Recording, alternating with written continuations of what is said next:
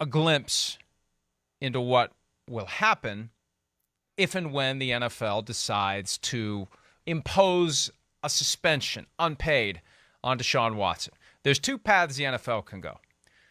You can go paid leave, commissioner exempt list, and there's no independent body that gets involved, no disciplinary officer who has any jurisdiction. The commissioner has full and complete discretion to put a player on paid leave. He took it off the table in late March and said, I would just suspend him at this point. He'd probably like to have a do-over on that because right now, I think the best path, the easiest path, the appropriate path is to go with paid leave because, Charean, the league is worn out, and this is one of the things we reported last night by this drip, more lawsuits, bad news. Yeah. HBO, it all started with the HBO Real Sports feature 24 days ago. Then comes another lawsuit. Then comes the New York Times article from Jenny Vrentas. Then comes another lawsuit. And then two more lawsuits are coming. And then who knows how many more. You got to wait until basically the middle of March next year when the statute of limitations on any potential plaintiffs will close, assuming that Deshaun Watson was properly aware once he got sued the first time that he should stop getting massage therapists via Instagram, and there isn't anyone else who could sue after the middle of March. But this just all points to we don't know how bad this is going to get. We don't know how many plaintiffs are going to be. We don't know what other stories are going to be out there. Who else is going to come out of the woodwork with claims? The best approach, and there were people in the league office before all this started in the past few weeks, Charean, who firmly believed that Deshaun Watson should not play until these cases are resolved. That's a very real threshold issue for the NFL as it decides what to do, paid leave or unpaid suspension. And I think the NFL, even though the commissioner said that it won't be paid leave, I think that as of right now, they're still having that debate.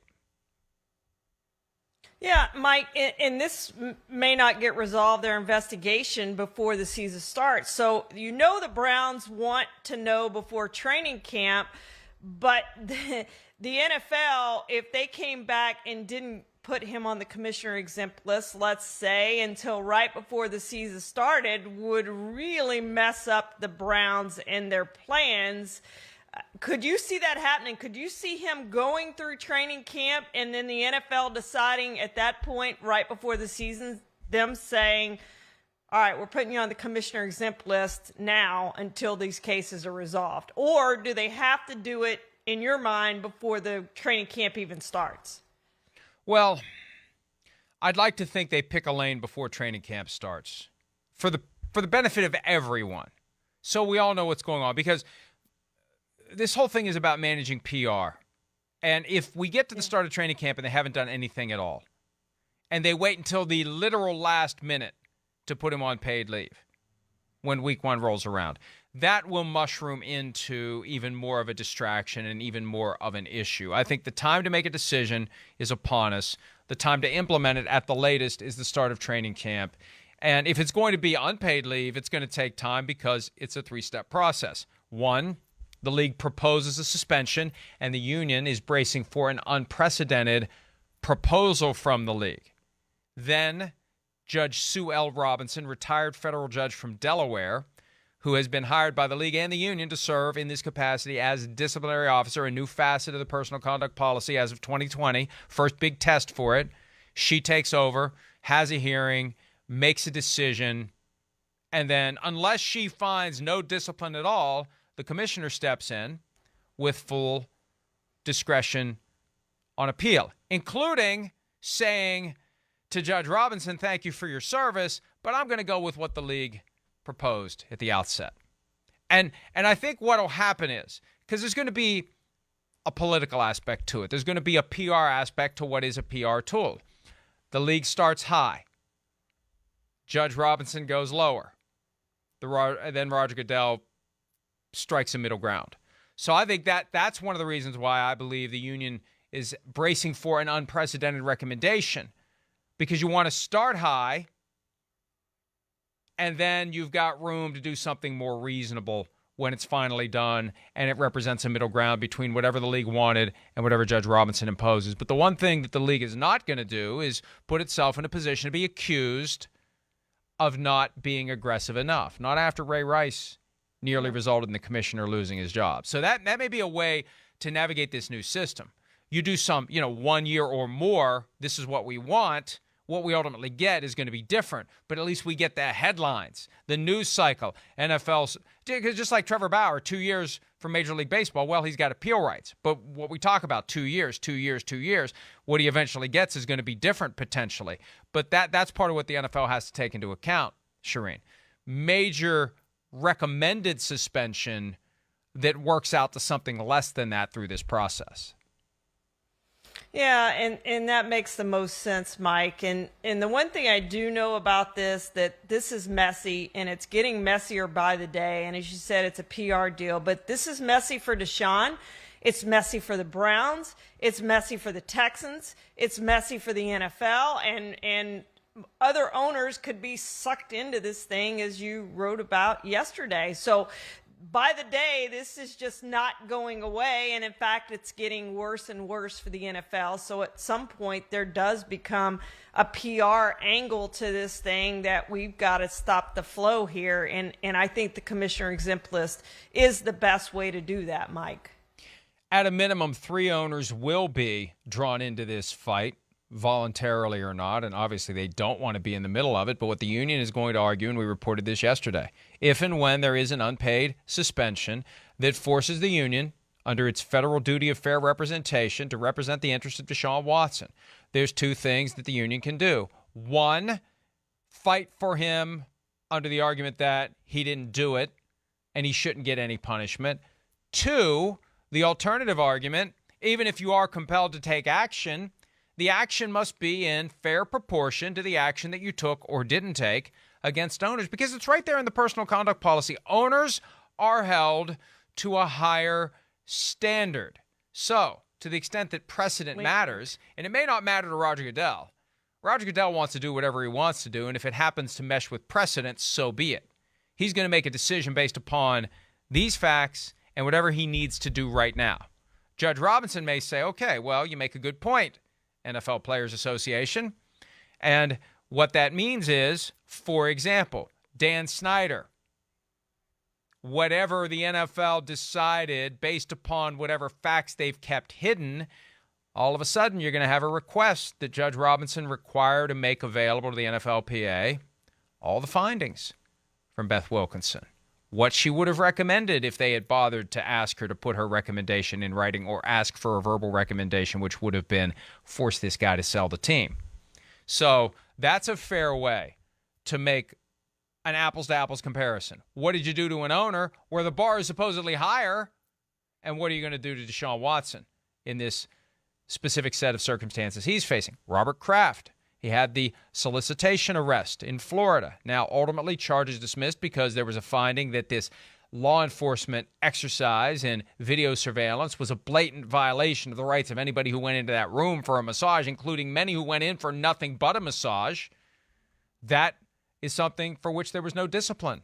That's the closest apples-to-apples comparison, although there was never any claim that Robert Kraft engaged in any force or coercion. There were never any lawsuits filed against him. It was a criminal charge that went away because law enforcement overreached in its effort to harvest evidence. But still, owners are held to a higher standard, and you didn't do anything at all. Did you even investigate it? Did you do anything? Did you just ignore it?